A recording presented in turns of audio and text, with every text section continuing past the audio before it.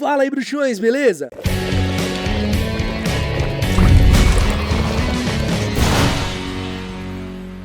Tá chegando agora aqui no Caldeirão. Opa, deu uma porrada no Pato Potter aqui. Desculpa, Pato Potter. Ele tá sem óculos, ó. Caiu o óculos dele, tadinho. Se você tá chegando agora no Caldeirão Furado, deixa de ser trouxa e se inscreva. Ativa as notificações pra você ficar por dentro de tudo que rola por aqui. Não esquece que você pode se tornar um membro e assim ter acesso a benefícios exclusivos, como selos que vão ao lado do seu nome e emojis pra você usar nos comentários. Você também pode contribuir através do botão Valeu, assim o seu comentário fica em destaque entre os demais. Ou então mandar sua pergunta pro Papo Furado. O QR Code tá na tela ou link na descrição. Como vocês viram no título desse vídeo, coisas que as pessoas achavam que era real da história de Harry Potter, mas no fim era teoria. Será que tem alguma coisa que você acha que é oficial de Harry Potter, mas é uma teoria de fã? Olha, parece ser difícil de acreditar, mas muita gente até hoje acredita em algumas coisas que não passam de teorias. A primeira delas, que eu já abordei aqui no episódio Coisas que você entendeu errado sobre Harry Potter, é sobre o Voldemort não ser capaz de amar. Muitos fãs acreditam que o Voldemort era incapaz de amar por ser fruto de uma poção do amor, ou seja, concebido por pais que não se amavam de verdade. Bom, se fosse partir desse ponto, quantos filhos existem de pais que não se amam de verdade? Então colocam essa incapacidade do Voldemort de amar como algo patológico, como se ele fosse realmente incapaz de sentir amor. Mas isso não é verdade. Voldemort não é incapaz, completamente incapaz de amar. Não é que ele não tenha essa habilidade, vamos chamar de habilidade. É que o Voldemort, pela forma que ele cresceu, que ele foi criado, ele não entendia o amor e achava o amor uma fraqueza. A sua mãe morreu poucas horas depois dele nascer. O seu pai abandonou sua mãe grávida. Ele não fazia ideia disso, mas aí depois ele descobre. Ele cresceu num orfanato sem saber o que era ser amado. Ele chegou em Hogwarts já querendo se provar. Ele se achava especial. Só que ele nunca foi amado. Ele nunca foi amado por ninguém. Então é disso que vem a falta de capacidade dele de amar. Não é uma coisa patológica. É que ele não consegue compreender algo que ele nunca teve.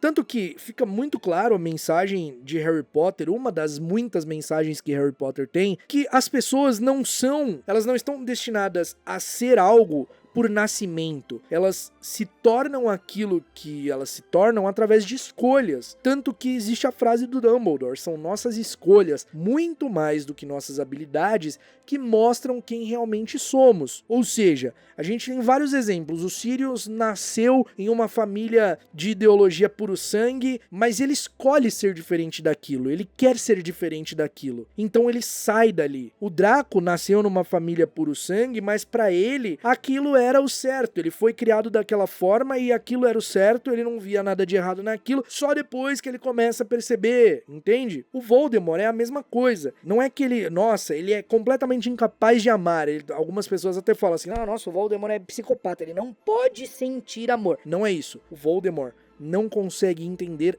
o amor porque ele nunca teve. E nem é confirmado que a Merope usou a poção do amor. O Dumbledore fala que o mais provável é que ela tenha usado, mas não é 100% oficial de que ela usou uma poção do amor, entende? O Dumbledore só fala que é mais provável que ela tenha conseguido enganar o Tom Riddle Sr., dando a ele um copo d'água pra beber num calor escaldante e tinha uma poção ali, entendeu? Então isso do Voldemort ser incapaz de amar por ser fruto de poção do amor é uma teoria, beleza? Teoria, não é real. O Dumbledore inclusive fala, talvez se o Voldemort tivesse sido criado por sua mãe, se sua mãe tivesse vivido por ele, tivesse amado ele, ele não fosse o Voldemort. As escolhas dele levaram ele para aquele caminho. Claro que tudo é moldado por vários fatores, não só as escolhas, mas também tem, o Voldemort não escolheu nascer da forma que nasceu, ele não escolheu ser deixado num orfanato, mas esses fatores contribuíram, mas também tem as escolhas dele ao longo de sua vida. Show? Outra coisa que muita gente acha que é verdade, mas é teoria, é que o Jorge não era capaz de conjurar o patrono depois que seu irmão foi morto, depois que o Fred foi morto na Batalha de Hogwarts. Essas teorias, assim, pós-livro, vieram principalmente depois que a J.K. Rowling revelou o destino de alguns personagens e o que tinha acontecido após os livros. E essa do Jorge é uma delas, mas não existe uma linha sequer dizendo que o Jorge não era capaz de conjurar o patrono depois da morte do Fred. Essa próxima aqui, ela foi espalhada graças a um youtuber muito grande, Felipe Neto.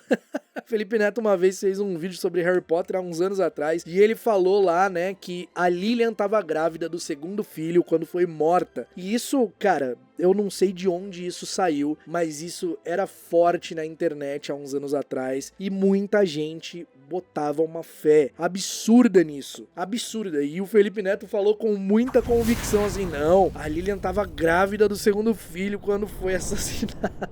Não é, isso é teoria também, não é verdade. Agora, essa próxima aqui, meu amigão, isso daqui é teoria, mas pra mim, no meu coração é verdade, tá? No meu coração é verdade, e talvez com muitos de vocês vai ser igual. O Dumbledore consertou a varinha do Hagrid usando a varinha das varinhas e escondeu ela dentro de um guarda-chuva pro Hagrid poder usar disfarçado, já que o Hagrid tinha sido expulso. Muita gente acha que isso foi o que realmente aconteceu, que é real, mas cara, não é confirmado em nenhum lugar, isso só fica subentendido. Mas só que é tão amarradinho que a gente bota fé, tá ligado? A gente acha que é. O Hagrid foi expulso no 3º ano, e aí ele teve sua varinha destruída. Isso aconteceu no ano de 1943. O Dumbledore não tinha a varinha das varinhas ainda. Só que o Dumbledore contestou a expulsão do Hagrid, porque sabia que ele era inocente, tanto que ele convence o diretor da época, que era o Armando Dippet, a deixar o Hagrid como guarda-caça em Hogwarts, e o Hagrid passa a viver ali nos terrenos do castelo. Então a teoria diz que o Hagrid pegou os restos ali da varinha dele que foi quebrada, deixou guardada, e aí 2 anos depois, quando Dumbledore derrotou o Grindelwald e conquistou a varinha das varinhas, ele usou para consertar a varinha do Hagrid e escondeu dentro de um guarda-chuva, já que o Hagrid não podia usar a varinha por ter sido expulso. E isso só foi corroborado lá em Relíquias da Morte, quando Harry usa a varinha das varinhas para consertar a sua própria varinha, mesmo depois do Olivaras falando que a varinha do Harry não tinha conserto, não tinha o que fazer. Só que aí o Harry usa a varinha das varinhas e conserta a varinha dele, que fica nova em folha. Então, sabendo que a varinha das varinhas consegue fazer esse tipo de magia, essa teoria ganhou força aí com os fãs de que o Dumbledore fez isso com a varinha do Hagrid, escondeu os pedaços ali no guarda-chuva e fez a varinha do meio gigante ali disfarçada. Cara, não tem confirmação isso, mas fala se não é perfeito, se não encaixa perfeito. Encaixa perfeito, mano. Encaixa perfeito. O próximo tópico que muitos fãs achavam que era real, mas também é teoria, é que o Sr. Weasley construiu o relógio da família. Aquele relógio que tem os membros da família nos ponteiros, que mostra perigo mortal, que mostra se está na escola, enfim. Como o Sr. Weasley era fanático por coisas dos trouxas, artefatos dos trouxas, tanto que ele modificou o Ford de Anglia para poder voar, ficar invisível, caber mais gente, a teoria diz que ele tenha feito isso com um relógio também, porque tanto a Molly quanto o Dumbledore falam que o relógio é único, que eles nunca viram outro igual. Só que aí, como a Sra. Weasley brigava com o Arthur por ele ficar modificando as coisas, que ele poderia arrumar problema com o Ministério, então a teoria diz que ele não contou sobre isso, que ele simplesmente fingiu que comprou de algum lugar ou que ganhou de algum lugar aquele relógio, mas ele provavelmente deve ter modificado. Até porque existe uma lei que foi criada pelo próprio Arthur, que os bruxos não podem modificar coisas trouxas para ter funções diferentes daquilo que o objeto foi criado, né? Por exemplo, um relógio não pode ter uma função diferente de mostrar horas. Um bruxo não pode alterar isso. Só que existe uma brecha na lei. O próprio Arthur criou essa lei com uma brecha. Se o bruxo altera, mas não usa o artefato, não expõe o artefato, então tá tudo bem. Tanto que o carro, ele toma depois uma multa lá de 50 galeões, porque, né, o Ron rouba o carro e vai com o carro voando, justamente por ir contra essa regra, essa lei que ele criou de modificar as coisas dos trouxas. Então essa brecha que tinha ali, ele usava em seu favor. Então provavelmente daí veio a teoria de que ele criou o relógio usando essa brecha da lei, como ele criou, como ele modificou o carro também. Mas é teoria. É uma teoria legal, não altera em nada a história, mas é realmente só teoria. Essa daqui, nossa, essa, principalmente antes da conclusão dos livros, essa daqui tinha muita força. Muita força. O Ron era vidente, sem saber que era vidente. Essa teoria tinha força, cara. Porque o Ron, ele tinha, em vários momentos do livro, ele fala umas paradas que realmente se concretizam. Por exemplo, em Pedra Filosofal, ele fala pro Harry sobre o espelho de Ogezed. Ele fala, cara, eu não tenho um pressentimento bom com esse espelho, acho que você devia parar de ver, parar de procurar. E realmente, o espelho de Ogezed, depois o Dumbledore fala próprio Harry, né? Pô, as pessoas definham na frente do espelho, não é uma coisa boa. E depois o Harry acaba até enfrentando o próprio Voldemort diante desse espelho, porque é através dele que ele pega a pedra filosofal ali. Então o Ron tava certo sobre o pressentimento ruim sobre o espelho. Em Câmara Secreta, o Ron fala: eu acho que esse Tom Riddle é um grande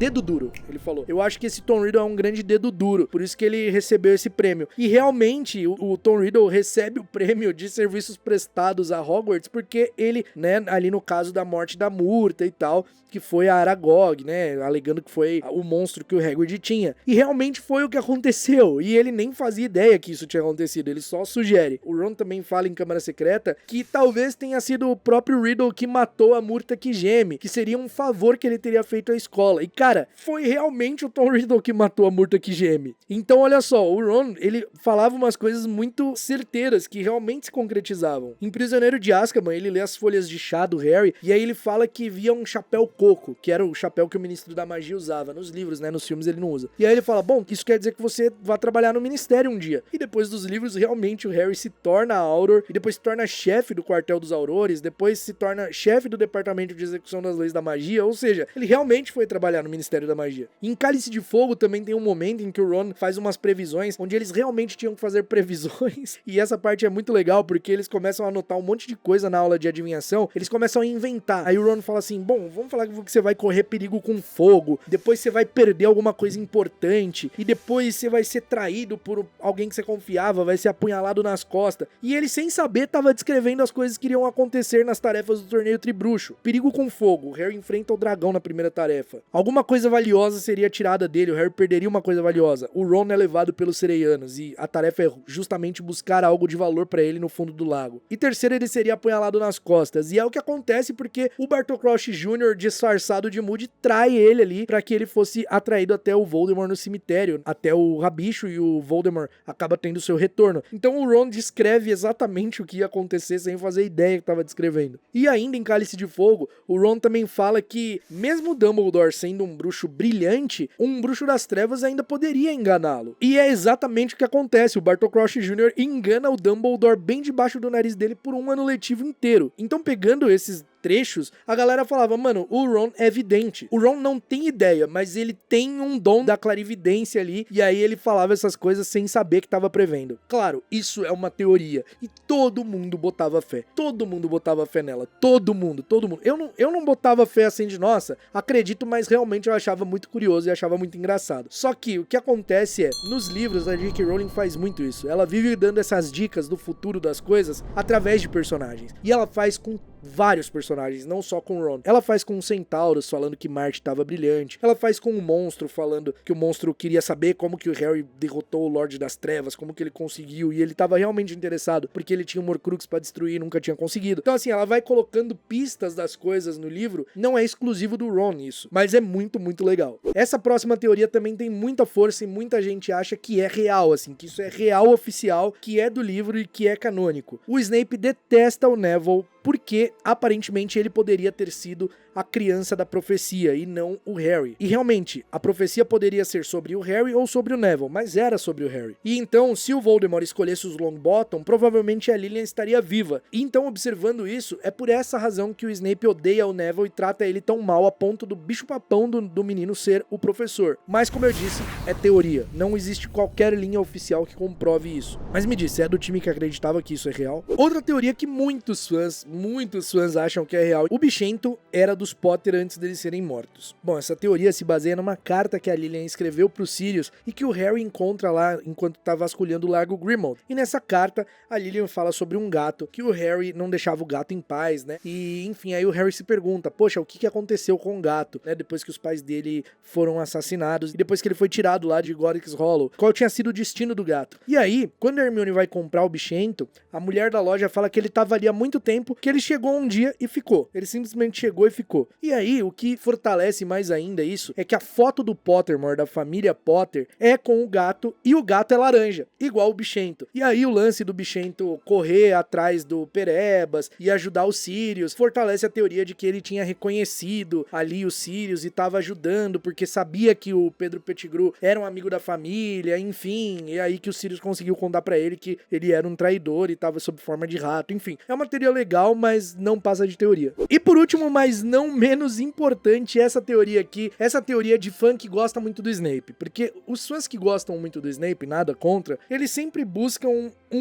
motivo para as coisas que o Snape faz, tentando atribuir ao fato dele ser espião, e tipo, não, ele tratava o Harry mal daquele jeito porque ele tinha que manter o papel, mas não é essa teoria não, só tô dando um exemplo. A teoria é de que Snape matou Edwiges para proteger o Harry, já que ali na batalha do Sete Potter, todo mundo tinha 7 Potters diferentes, né, os Potters disfarçados e o verdadeiro Harry, e então, como a Edwige estava junto com o Harry verdadeiro, o Snape mata ela para que o Harry não seja identificado, o verdadeiro Harry não seja identificado. Mas essa teoria, claramente a gente vê que é de pessoas que só assistiram ao filme, porque no livro as coisas acontecem de forma diferente. No filme a Edwige protege o Harry, é até bem legal a forma que o filme fez, mas tá longe de ser o que realmente acontece, porque no livro a Edwige está dentro da gaiola, dentro do sidecar, nem dá pra ver que ela tá ali. Então uma maldição da morte atinge ela, o sidecar acaba virando e uma maldição da morte atinge ela. Assim, uma maldição, tipo uma bala perdida, sabe? Uma vada kedavra perdido. E aí essa teoria fala que foi o Snape pra proteger o Harry, né? Só que você vê que foi uma coisa completamente sem querer, porque os Comensais da Morte nem estavam olhando dentro do sidecar, eles nem viram que tinha uma coruja ali. Eles identificam o Harry porque o Harry lança o Expelliarmus, e era meio que o feitiço assinatura dele. Os Comensais da Morte estavam cientes disso, que o Harry só usava o Expelliarmus. Então eu não sei se tem muita gente aqui que acredita que isso seja real, mas eu já vi muita gente, por exemplo, no TikTok, que bota muita fé nisso, que acha que isso é realmente, tipo, da história. Mas me conta você, tinha alguma coisa que você achava que era real em Harry Potter, mas era teoria? Me conta aqui embaixo que eu quero saber, quem sabe não dá pra fazer um parte 2 desse episódio. Se você gostou, deixa seu like nesse vídeo, deixa seu comentário, compartilha se você quiser.